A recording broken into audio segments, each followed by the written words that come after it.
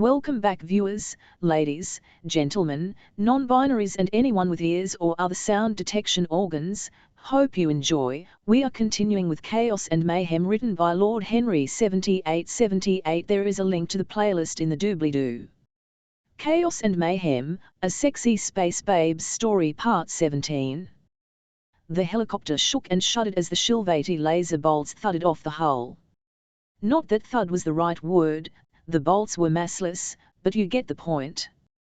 We were still in danger. The soldiers on the ground were still shooting at us, and of course a shitload of gunships were bearing down on us. It was hard to see them all in the setting sun. I opened up with the machine gun again as Rena juked and rolled every which way. The weapon boomed as I swept it across the nearest gunship, and did absolutely nothing. Shit. Keep us moving, I shouted as the gunships fired again. Not gonna be able to do anything for long if everyone keeps shooting at us.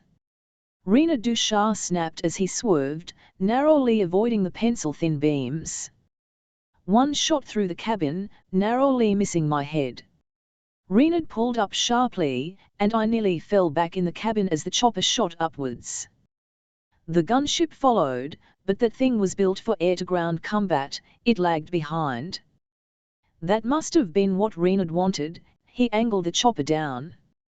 The nose pointed down as I held on for dear life. what the hell are you doing? I yelled as dove towards the gunship. We all plummeted towards Earth at a good 9.8 meters a second faster every second, plus the velocity of the chopper as the gunship struggled to get out of the way. It got hooked in our helicopter's skids, before tearing them loose, but the damage was done. Our chopper landing on it had sent it slowly, inexorably towards the ground. When it hit the ground, something must have busted, because that thing went up so hard the surrounding cliff collapsed into the river with a massive fireball. Our own helicopter was still careening out of control. Renard was still attempting to wrest some lift out of it.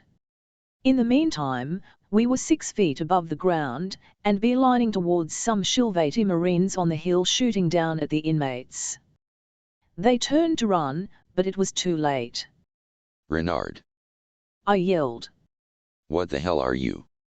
The rest of my interrogative sentence was cut off by a deluge of blue. You know how when you're at the beach, sometimes you get slapped hard by a wave? Yeah, that's what it felt like. When I wasn't being hosed down I could see heads, arms, upper halves disappearing. It occurred to me that maybe Renard had more control than I thought. Yeah, take it, you bitches. I yelled as Renard managed to finally level out.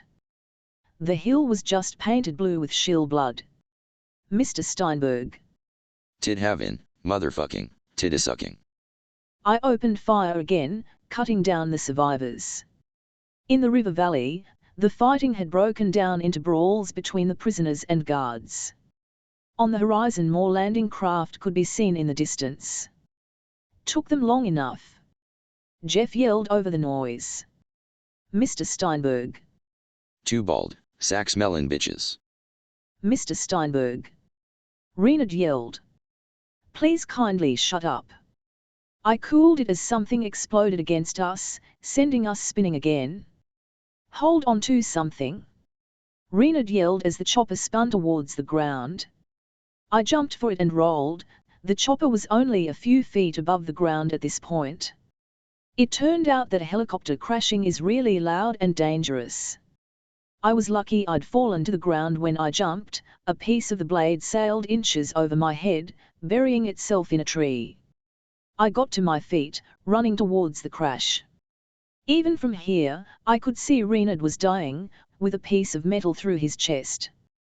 Blood dripped from his mouth. Worth it, he spluttered before expiring. Jeff, however, was struggling with his seatbelts. It was a set of 5-point straps. I looked around. Perfect. I picked up a piece of jagged metal and cut the straps. The chopper was on its side. Jeff flopped to the floor and got up. You good? Scared shitless, he admitted. But alive. Good. We gotta go, come on. I could hear shouts and the sound of alien animals getting closer. Had to be re-handlers, and I knew Jeff could hear them, too. The two of us bolted into the woods. In the distance I could hear gunshots, real, proper gunshots. The fighting must have been spilling out onto private lands. In the meantime, though, we had to find a way out, or something. We just kept running, Reexes at our back. Hold on. I picked up a rock and swung it around, braining a Ree that had jumped out at us. The rest couldn't have been far behind. Run. We ran for it once again, not being able to see too much in the dark. Occasionally, things were illuminated by the shill's laser bolts. Those bolts blew apart trees and started small fires. I'd hate to get shot with one of them. Motherfuck. I yelled as a tree came down on me, pinning my leg. Tom. Jeff ran over, trying to pull me free. Fuck. I could hear the re-handlers getting closer. Jeff kept pulling me. Just leave him. I started, but I was cut off. No.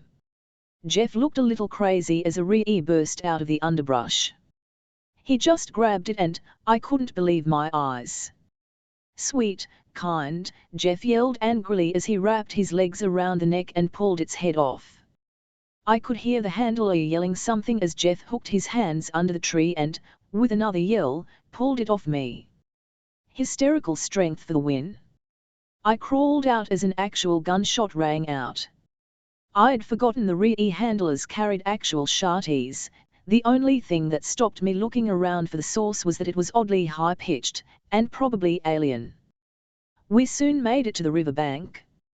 It was, I dunno, a 20-30-foot drop to the river. I jumped, but not before I felt like I'd been punched in the leg. I'd been shot. Goddamn, that hurt. I lost control and belly flipped in the water, losing consciousness. Maryland was at war. All through the night, small skirmishes popped up, sometimes between escaped prisoners and Shilvati Marines, sometimes between enraged civilians who just didn't want either on their property. Brightly in the night, belching smoke high into the sky. Gunships and troop transports rumbled overhead. Captain, no, former emergency governess Rishi Kosmanos paused the video. Well. Maryland's new governess sighed. At first she'd been excited, a little more than was professional, anyway, to be governess on the sex planet. That excitement had lasted about a day, and, well, 60 days into her administration, she was praying the Empress called her up and moved her elsewhere. Maybe planet Facefuck, where the plants were all carnivorous and the animals laid their eggs in Shilvati rib cages. Governess Tapurata valued the former emergency governess's advice, to say the least. She pinched the bridge of her nose. Well, it's obvious police actions haven't worked. We arrested everybody involved in the debacle with Baroness Stamatios. A number disappeared, and now this. So now we need to. Rishi slowly mouthed the words to her. Make a new threat list. Thank you, Captain Rishi. Now, I want to establish that orbital bombardment is squarely off the table, correct? Good. Rishi nodded. If you don't mind, I've drawn up a list of investigators to assist military operations in the region. Use them wisely, we had to pull some from other areas. Tapurata opened the file. Interior agents? Least they are skilled. Let's start with these two here, Golyeskarata and Rameshalvos. Bring them here. I want to brief them personally. Oh, and let's look into rehabilitation for any captured fighters. It's obvious the aggressive tactics the Empress and planetary governess demands aren't working. And the governess tapped her tusk while she thought. Maybe make sure our Marines don't treat this world like a dick dispenser, Rishi added. Half the problems we've seen were caused by horny Marines. No sex planet, got it? Taparuta wrote everything down. She'd try, but there was no doing the impossible. Rumors of a planet populated by men with crazy stamina and liked sex had abounded for years. Hell, she'd grown up hearing about this planet, so when the actual invasion happened, yeah. All those years of planning, for this. Taparuta sighed. She watched the map of Maryland slowly blink more and more red. Guess I've inherited a crisis, Captain Rishi. Taparuta was the newly appointed ruler of a red zone. End of chapter. If you enjoyed, like, subscribe, click the bell so you don't miss any episode and do all the other YouTube stuff. Visit and support the author, all the relevant links are in the doobly-doo, and comment your opinions, good or bad. And I'll see you next time. And as usual, have a wonderful day.